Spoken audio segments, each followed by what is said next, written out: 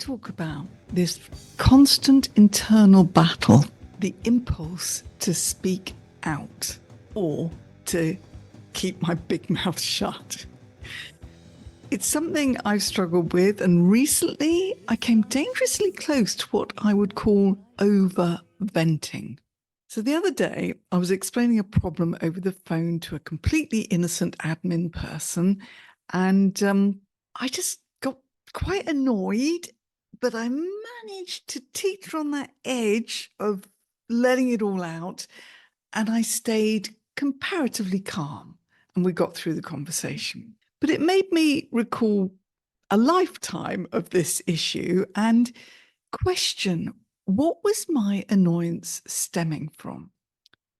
I think it was my sense that they were being rude, they were being ungrateful, they had a complete lack of communication skills, which really winds me up.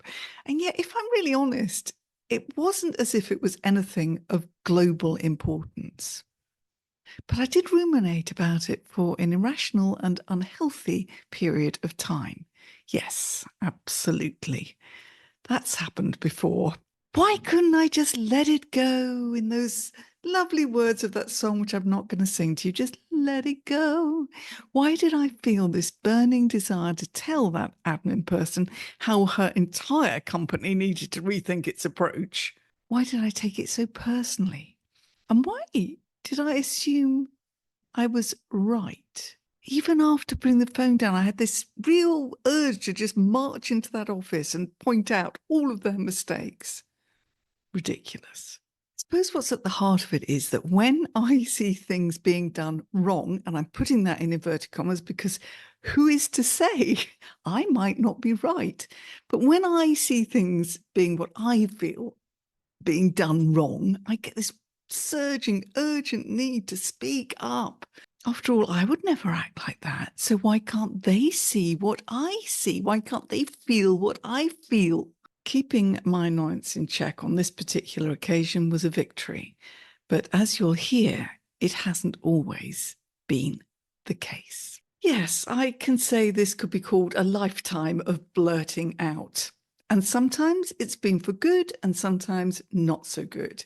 For as long as I can remember, I've had an uncontrollable impulse to call things out. And I'm not talking about chaining myself to fences or storming Parliament for big global injustices. I'm talking about the everyday irritations, inefficient systems at work, slow queues, people treating their dogs better than fellow humans. If something seems inefficient, unfair, or just plain daft, my big mouth feels compelled to intervene. Here's some examples that might sound familiar to you. 1. As a student, I once told the teacher that nobody understood what she was on about. It was true, apparently, but nobody actually thought that they would speak up. Just me. That got me into trouble. Number 2, 3 weeks into a call centre job, I walked out after telling my supervisor that pushing products on people who just wanted help was ridiculous. Yeah, I wasn't made for that job. Number 3, in a long shop queue, I asked the sales assistant to stop chatting with her colleague and help the growing line. Everyone else was silently annoyed, but apparently it had to be me who piped up.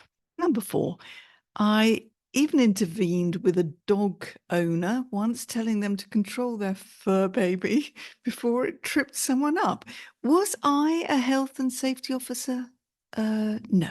And I've interrupted a panel discussion because I thought the leader was ignoring the only woman on the panel. What? At work, this tendency was both my superpower and my downfall. I was the person who would finally ask in meetings, so does anyone else understand what this actually means in practice? The relief around the table was palpable, but they all stayed quiet. Suddenly, I was the difficult one. Was I wrong? I was voicing what others were thinking. Surely that was brave, not being difficult. Let's think about that. But here's the truth. My blurting rarely changes the world. Systems remain clunky, queues remain slow, dog owners still lack spatial awareness. You can tell I'm not one, can't you? Usually I'm left with a feeling of, why couldn't you just let it go? And I've always felt the tension between thinking something but not voicing it, or voicing something rather than just thinking it. Do I sit patiently with the silent majority or make a point? Well, my inner wise elder says, this is cracking wisdom, it depends. Yeah, because in hindsight, my outbursts rarely fixed anything. Food still arrived late, office rules still baffled everyone, bad teachers still existed, and frankly, I became almost unemployable. I am impulsive. I feel it, I say it, and once said, it can't be unsaid. So the wisdom, if you can call it that, is learning to gently push back on that impulse. This is the process. Asking myself these questions. I only do this when I'm feeling very wise, by the way. Number one, will this help? Number two, will it matter tomorrow?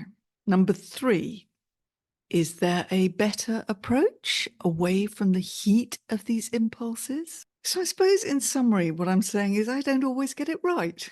My mouth often races ahead of my brain, but I have made peace with it because sometimes blurting out is wonderful. I give spontaneous, honest compliments. I start conversations with strangers and I share sudden sparks of inspiration. I don't want to squash all my impulses. I just want to be more judicious, by the way. That's a very wise elder word, isn't it? Judicious. About which ones to act on. And sometimes silence is golden. Other times speaking up reminds us we're human and alive. By the way, Silence is Golden was the title of a track by the Tremolos, big hit back in the 60s.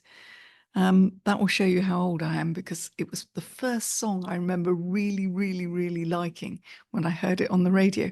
I digress. But all of this is fine. There's still an unanswered question, though. Why? Why do I feel this need to speak up for everyone when nobody has asked me to? I don't think it's because I like the sound of my own voice, although, hey, I'm a podcast host. But who knows? I wonder if I didn't get listened to enough as a kid. That's baggage. Is it because I feel that I spot wrong things, in inverted commas, more than other people? Well, that sounds like arrogance. Or is it a nagging need to educate everyone, to show them how to do things properly, like I would? Well, that sounds like supreme arrogance. So I'm just going to hand this over to you, listeners. What do you do? Do you tend to bite your tongue or blurt things out? What makes you feel better? Or doesn't it make any difference? And I guess if you could unsay one thing, would you? Or do you stand by your verbal directness? And have you learnt this wisdom of calmness as you've increased in years? You might not be quite as old as me, of course. So next time you feel the urge to speak up to a shop assistant, boss, teacher, or person holding up the queue, will you let it out? Or will you go full zen? Stay curious and unsquashed. If you want any more of my amazing wisdom, I do write regularly on Medium, the platform Medium. So pop over there and just look for @TrishaLewis Talk, TrishaLewis Talk. Yeah, go check out a few of my articles. And if you follow me on Instagram, I regularly share them with the free to read link, so you don't need to be a member, although obviously I'd like you to be because that helps me. But it's not about me, it's about you, reader and listener. So until the next time, as I say, just stay curious and unsquashed.